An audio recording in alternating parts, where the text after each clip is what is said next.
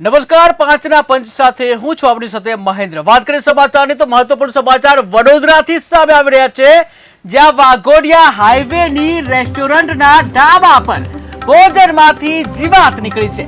વાઘોડિયા હાઈવેની રેસ્ટોરન્ટના ઢાબા પર ભોજનમાં નીકળી જીવાત, જ્યાં જમવાની ડીશમાંથી મરેલી જીવાત નીકળતા ગ્રાહકોમાં રોષ। ત્યારે ખોડિયાર સ્ટોર ઢાબા પર જમવા જતા જે જીવાત નીકળવાની ઘટના સામે આવી છે, ત્યારે ઢાબાના માલિક દ્વારા ગ્રાહકોના આરોગ્ય સાથે ચેડા કરાયા। ત્યારે માલિકને ફરિયાદ કરાતા માલિકે બતાવ્યા અનેક બહાના।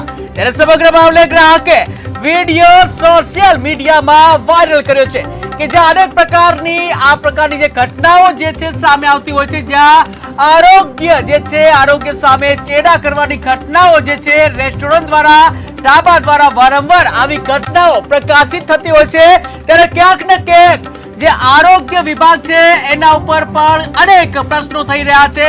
આખરે કાર્યવાહી કરવામાં કેમ નથી આવતી, કેમ જે કડક નીતિ અપનાવવામાં નથી આવતી, જ્યાં આ પ્રકારની ઘટનાઓ જે છે ભોજનમાંથી જીવાત નીકળવાની જે ઘટનાઓ છે છાસવારે બનતી હોય છે, ત્યારે શા કારણે યોગ્ય પગલા ભરવામાં નથી આવતા, શા કારણે આરોગ્ય વિભાગ જે છે એના ઉપર એક્શન નથી લેતા કે જ્યાં વાઘોડિયાની હાઈવે પરની જે રેસ્ટોરન્ટના ઢાબા પર વધુ એક ઘટના સામે આવી છે, ભોજનમાં જીવાત નીકળવાની ઘટના સામે આવી છે। ત્યારે જમવાની ડીશમાંથી મરેલી જીવાત નીકળતા ગ્રાહકોમાં રોષ જોવા મળ્યો હતો। ઉલ્લેખનીય છે કે આવા પ્રકારની ઘટનાઓ જે છે ગુજરાતમાં દિવસે ને દિવસે વધી રહી છે, ત્યારે હોટલ માલિકો તેમજ ઢાબાના જે માલિકો છે એમના ઉપર કેમ કોઈ રોકટોક લગાવવામાં નથી આવતી। આખરે કયા કારણોસર ફૂડ એન્ડ સેફ્ટી વિભાગ જે છે, ફૂડ એન્ડ ડ્રગ્સ વિભાગ કેમ કાર્યવાહી નથી કરતો। ત્યારે ખોડિયાર જે કહી શકાય કે ખોડિયાર સ્ટોર ઢાબા પર જમવા જતા જીવાત નીકળી હતી, ત્યારે ઢાબાના માલિક દ્વારા ગ્રાહકોના આરોગ્ય સાથે